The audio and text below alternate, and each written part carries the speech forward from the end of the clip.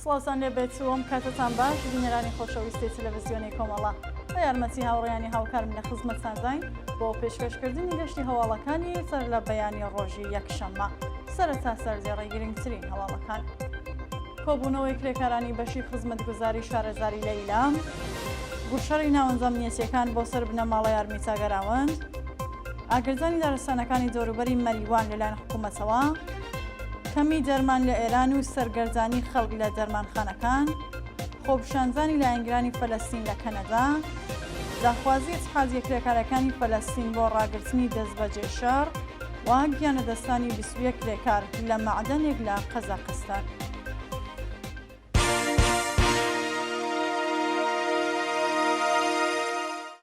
درێژە هەواڵەکان. کۆبوونەوەی کرێکارانی بەشی خزمەتگوزاری شارەزاری لە ئیلام. ڕۆژی شەممە 6 مانگی خەزەڵوەر کرێکارانی بەشی خزمەتگوزاری شارەزاری ئیلام لە ناڕزایەتی بە جێبەجێ نەکردنی جاخوازیەکانیان کۆبوونەوە. بە پێڕاپۆرسەکان کرێکارانی بەشی خزمەتگوزاری شارەزاری ئیلام بە کۆبوونەوە لە بەردەم دادسەرای گشتی و ئینقلابی ئیلام خوازیاری پێدانی حەقدەست و مەزای جاوخراوەکانیان و چوونە سەرەوە یاستی حەقدەست، جابینکردنی ئەمنیەتی پیشەیی و بیمەی دەرمانی بوون و ڕایان گەیاند بەهۆی نەزانی حەقدەست لە جۆخێکی خراپی معیشەتیدا دەژین.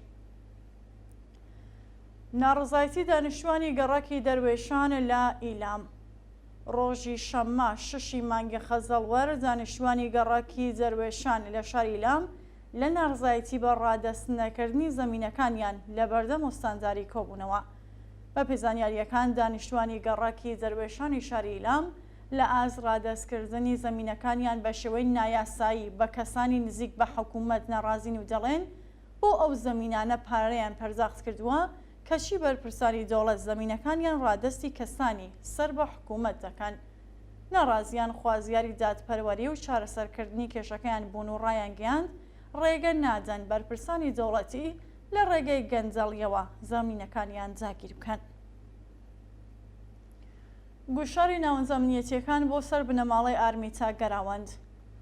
ڕۆژی شەممە 6 مانگی خەزەڵوەر پاش ڕاگەیاندنی فەرمی گیانبەختکردنی ئارمیتا گەراوند، ناوەنجامنیەتیەکانی ڕژیم گوشاریان بۆ بنەماڵەکەی هێناوە چاک و سەرمەکەی لەو شوێنەی خۆیان دیاریان کردووە و بەبێ بەشداری خەڵک بنێژن.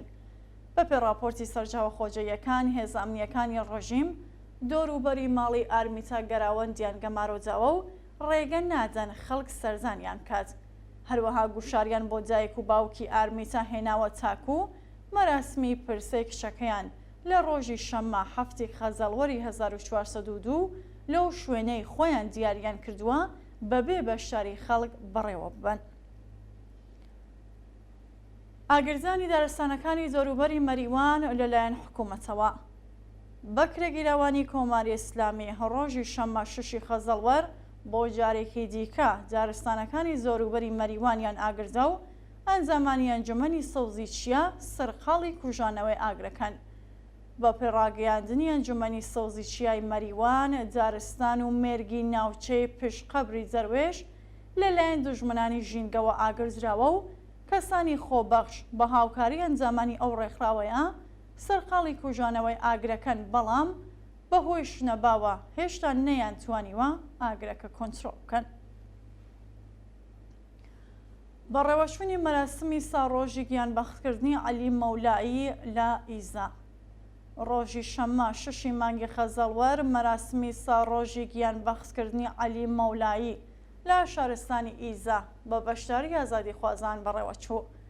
عەلی مەولایی ڕۆژی 25 خەزەڵوەری 1401 لە ڕەوتی شۆڕشی ژینا هاوڕێ لەگەڵ کیان پیرفەلەک و 4 شارۆمەندی دیکە بەزەست ڕێژی گولەی سەرکوتگەرانی ڕژیم گیانی بەخت کرد. ڕۆژی شەممە مەراسمی ساڕۆژی گیانبەختکردنی ئەو لاوە شۆڕژگەرە بە بەشداری بنەماڵە و کۆمەڵێک لە خەڵکی ئازادی خوازی ئیزا لە گۆڕستانی ئەو شارە بەڕێوەچوو. بەشداربووانی ئەو مەراسمە وێڕای ڕێزگرتن لە یادی تەواوی گیانبەختکردوانی ڕێگای ئازادی و بەرابەری پەیمانیان لەگەڵ هاوسەکانیان نوێ کردەوە. گیانلەدەستانی سوختبەرێک لە مێحواری میرجاڤە. ڕۆژی شەممە 6 مانگی خەزەڵوەر سوختبەرێکی تەمەن 6 ساڵی بەلوچ بەهۆی ڕووداوی هاتووشۆ لە مەحوەری میرجاڤە گیانی لەدەستا.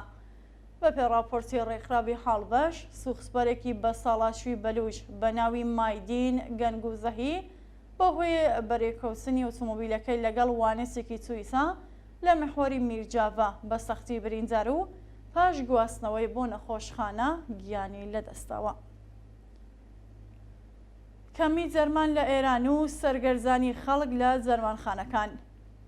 یەحیا ئێبراهیمی ئەنجامی کۆمیسیۆنی بێهداشت و جەرمانی مەجلسی کۆماری ئیسلامی ڕۆژی شەممە 6 خەزەڵوەر ڕاگەیاند زیاتر لە 300 خەڵام جەرمان لە جەرمانخانەکاندا دەست ناکەوێت و دەوڵەت بەرپرسیارەتی ئەو کێشەیە لە ئەستۆ ناگرێت. بە وسەی ئەو بەرپرسەی ڕژیم کەمی جەرمان کارێکی کردووەکە کەسانێک بە ناوی دەڵاڵی جەرمان لۆ دۆخە کەڵک وەربگرن و نرخی و جەرمانانەی لە بازاردا دەست ناکەوێت چەند هێندە ببەنە سەرەوە. چەند ڕۆژ لەوە پێش سەرۆکی ڕێکخراوی خۆراک و جەرمانی ڕۆژیم وسبووی لە ئێستادا کۆماری ئیسلامی جەرمان بۆ 50 وڵاتی جیهان هەناردە دەکات لە حاڵێکدا پێشتر ناوی 40 وڵاتی هێنابوو بەبێ ئەوەی ئاماژە بە کەرمی دەرمان لە نێوخۆی وڵات و کێشە و گرفتی بنەماڵەی نەخۆشەکان کات. خۆپیشاندانی لایەنگرانی فەلەستین لە کەنەدا. ڕۆژی شەممە 6 مانگی خەزەڵوەر لایەنگرانی فەلەستین لە شاری تۆرۆنتۆی کەنەدا دژ بە هێرشەکانی دەوڵەت بۆ سەر غەزە خۆپیشاندانیان کرد و خوازیاری ڕاگررتنی شەڕ بوون.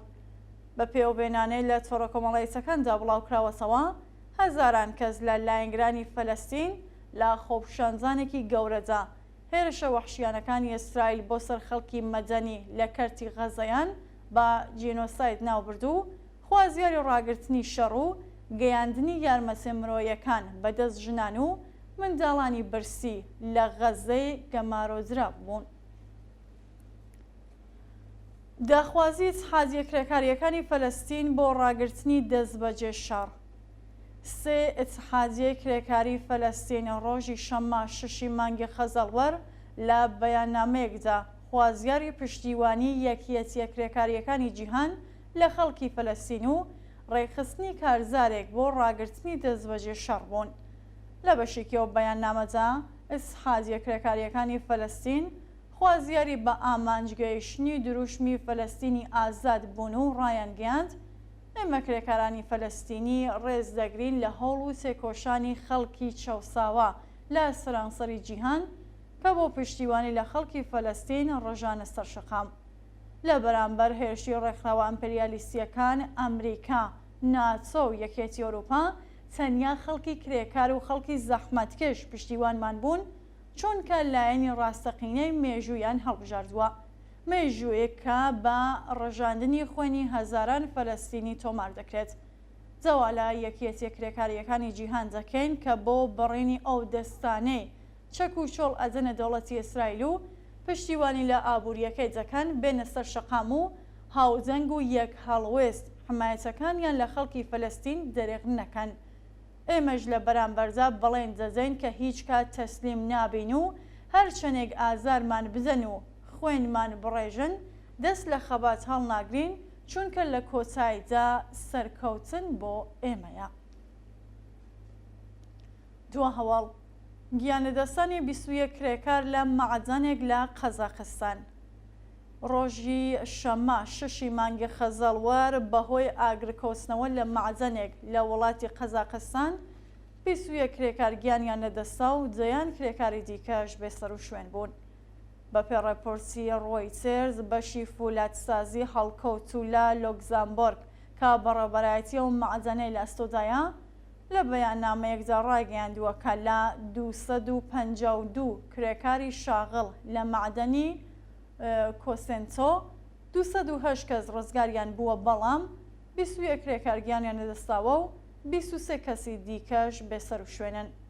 قاسم جومارد توکایف سەرۆکۆماری قەزاقستان وێراری دەربڕینی هاوخەمی لەگەڵ بنەماڵی قوربانیان بەڵێنیدا هاوکاریەکانی دەوڵەتەکەی لەگەڵ ئەو شرکەتە لۆکزامبۆرگیە ڕابگرێت و هەوڵەکانیان خستووەتە گەڕ بۆ ئەوەی سەنعەتی معدەن لە وڵاتەکەیان مەلی بکەن. بینەرانی خۆشەویست هەواڵەکانتان پێشکەشکرا هەر شاد و بەختەوە بن.